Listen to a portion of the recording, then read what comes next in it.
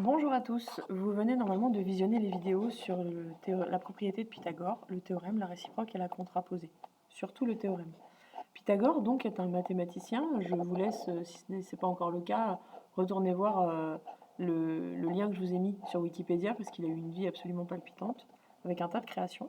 Et en particulier du travail sur les nombres entiers qui l'ont rendu un petit peu dingue et qui a fait en sorte que par cette histoire de triangle rectangle, il arrive à découvrir qu'il y avait un petit problème avec les nombres entiers et que donc il allait falloir à certains moments créer d'autres nombres, des nombres qui n'allaient pas pouvoir s'exprimer en fractions de nombres entiers non plus. Ces nombres, on les appelle les irrationnels, ça c'est pour votre culture, ça n'est absolument pas au programme. Et ces irrationnels, certaines racines carrées en font partie. Et donc on va voir l'utilisation de cette racine carrée à l'intérieur du théorème de Pythagore. Normalement, nous sommes sur des rappels de quatrième, donc ça devrait passer pas trop mal. Je vais reprendre chaque petite partie pour essayer d'expliquer. On va d'abord s'intéresser au théorème. Le théorème, il permet de calculer des longueurs grâce à la propriété de Pythagore. Donc nous allons nous situer dans un triangle rectangle. Ici, ce triangle s'appelle ABC. Il est rectangle en B, puisque c'est là que se situe l'angle droit. Nous connaissons la mesure de AB qui fait 3 cm et la mesure de BC qui fait donc 4 cm. Le théorème de Pythagore dit que si je connais deux côtés d'un triangle rectangle, je dois pouvoir calculer le troisième. Ici, celui que nous cherchons, c'est l'hypoténuse. Je prends une petite seconde pour revenir sur cette vidéo que vous avez dû regarder avec donc des carrés qui sont créés sur chaque côté de ce triangle. Et on se rend compte, en vocabulaire entre nous, que le petit plus le moyen, ça fait exactement la taille du grand. Voilà ce qu'est le théorème de Pythagore. Vous avez ensuite une seconde vidéo que je vous ai proposée dans laquelle on explique pourquoi, à l'aide d'un pavage, etc. Et on prendra le temps de réexpliquer ça en classe. Donc, nous, on se parle de ce triangle et on se dit comment est-ce que je fais pour calculer AC. D'abord, il va falloir vérifier qu'on est bien dans un triangle rectangle. Ça ne marche que dans les triangles rectangles. La première phrase que vous écrirez sera donc dans le triangle ABC rectangle en B. Ensuite, d'après le théorème de Pythagore, il va falloir citer cette propriété pour rendre donc à ce grand homme son travail, et puis pour expliquer qu'on ne fait pas ça n'importe comment et que nous on sait que puisque le triangle est rectangle, la propriété s'applique. Et enfin, fin de phrase, ça veut dire que AC au carré, donc là ici AC, on est bien sur le côté le plus grand de ce triangle, celui qui va générer ici le plus grand des carrés qu'on pourra mettre sur ce côté, qui est donc égal à AB au carré, le petit carré ici, plus BC au carré, le carré qui est ici. Alors lorsqu'on parle de longueur au carré, il s'agit d'un nombre. Donc ces nombres, les voici. 3 au carré, 3 c'est AB, 4 au carré pour BC, et donc le carré de ce nombre, c'est la surface du carré qui est représenté. En mathématiques, un mot a un sens, et le mot carré représente la surface d'une figure géométrique. Alors qu'est-ce que c'est que 3 au carré 3 au carré c'est 3 fois 3, et 4 au carré c'est 4 fois 4. Donc ça fait bien 9 plus 16. J'attire votre attention là-dessus, il ne faut pas confondre double et carré. Le petit 2 signifie que ce nombre, on va le multiplier par lui-même autant de fois que l'exposant. L'exposant, c'est ce petit nombre qui est là. Donc comme c'est 2, on fait 3 fois 3, 2 fois, ça fait 9.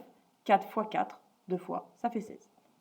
Ensuite, 9 plus 16, ça donne 25. Et là, on se dit, donc d'accord, mon grand carré qui est ici a une surface de 25 cm², s'il s'agit de centimètres. C'est bien le cas ici. Comment est-ce que je fais pour retrouver la longueur du côté? C'est là que vient l'utilisation de cette racine carrée qui a rendu fou Pythagore. La racine carrée, c'est le travail arrière du carré. C'est très compliqué parce que si j'ai un nombre multiplié par lui-même qui donne un résultat, et que je ne connais pas ce nombre, je vais avoir du mal à le retrouver. Alors ici, 25, nous, ça nous aide. 25, si on connaît ces tables, on sait que c'est 5 fois 5.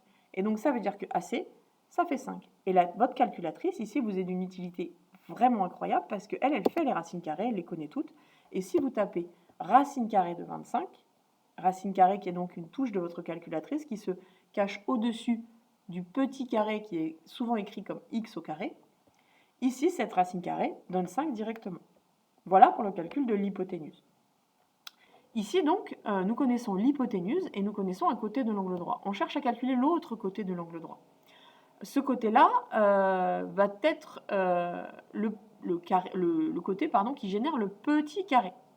Donc, on va voir comment est-ce que l'on procède. On va procéder exactement de la même façon et on va voir à quel moment est-ce que ça coince dans notre réflexion.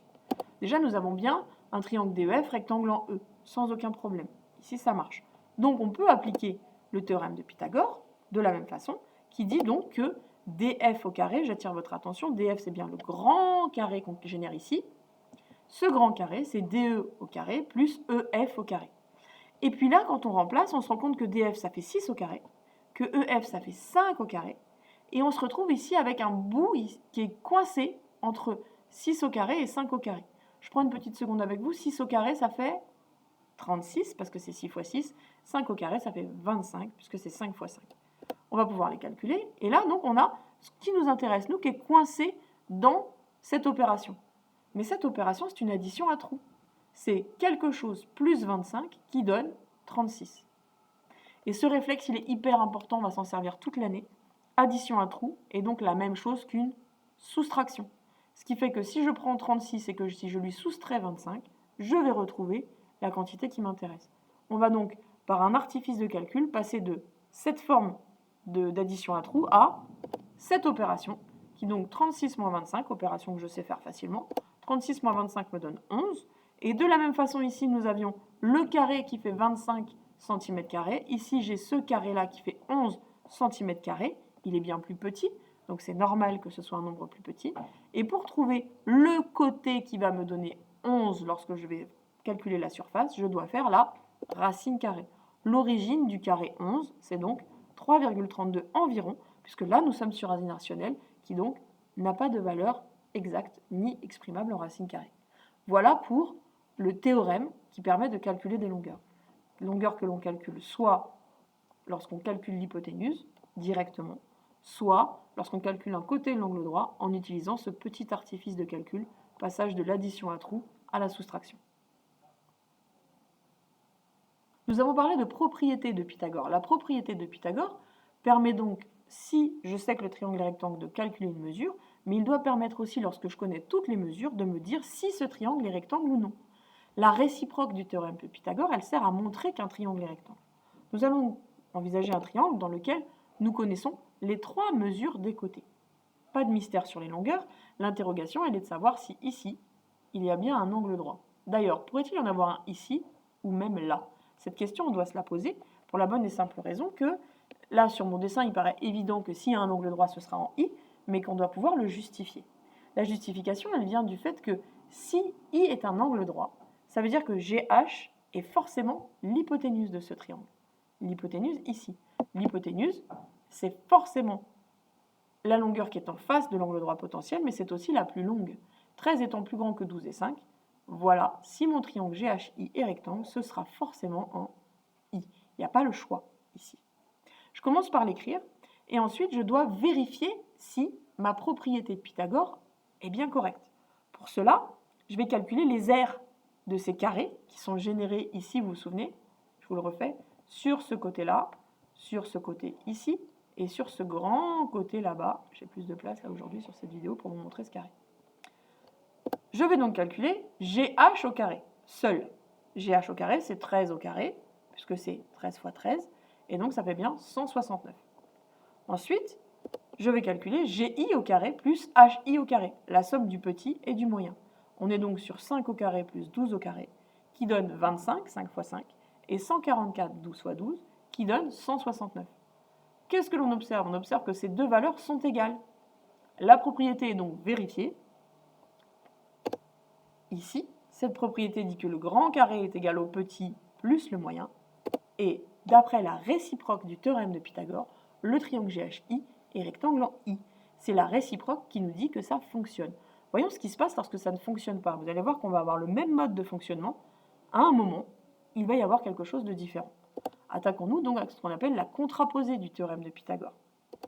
Prenons un triangle où je connais les trois mesures, 5, 12 et 11. Même réflexion que tout à l'heure. S'il y avait une hypoténuse potentielle, ce serait forcément LK, puisque c'est le plus grand côté.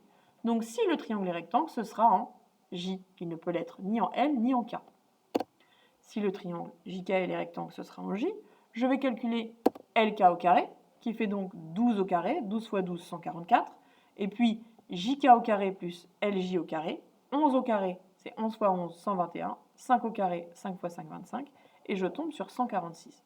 Ici, ma propriété n'est pas respectée. Je vais donc dire que l'aire du grand carré n'est pas égale à celle du petit plus le moyen. Et donc je vais invoquer l'autre partie de cette propriété. Et je dirais que d'après la contraposée du théorème de Pythagore, le triangle JKL n'est tout simplement pas rectangle. Il ne peut l'être ni en J, et ni en L ni en K, nous l'avons vu au départ. Ici donc, c'est impossible, ce triangle ne peut pas être rectangle. Voilà la totalité de la propriété de Pythagore.